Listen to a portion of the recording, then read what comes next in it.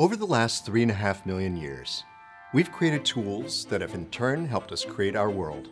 And while those tools have made more and more things possible, they've also defined our aesthetic and limited our imaginations.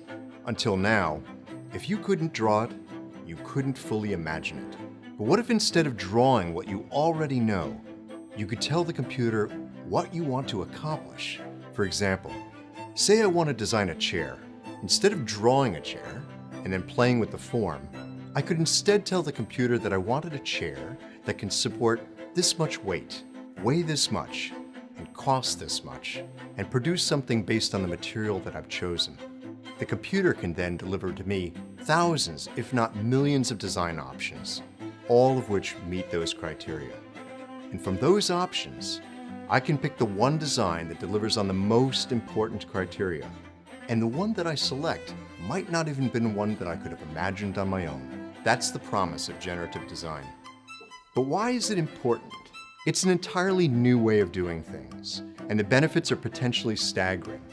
Unprecedented reductions in costs, development time, material consumption. The sky's the limit. And when we combine generative design with the emergence of new forms of manufacturing like 3D printing, we suddenly have access. Traditional manufacturing methods require you to make massive numbers of something just in order to be profitable. Small designers without access to production resources were simply out of luck. But now we can do a batch run of just one. The stage is being set for the re-emergence of local manufacturing. Generative design extends beyond manufacturing. In fact, everything that's designed will be affected, including the built environment. How do you create an ideal floor plan? Can we balance structures for material type, strength, and energy consumption? Generative design promises a way to answer these questions and to create designs that avoid waste and control cost.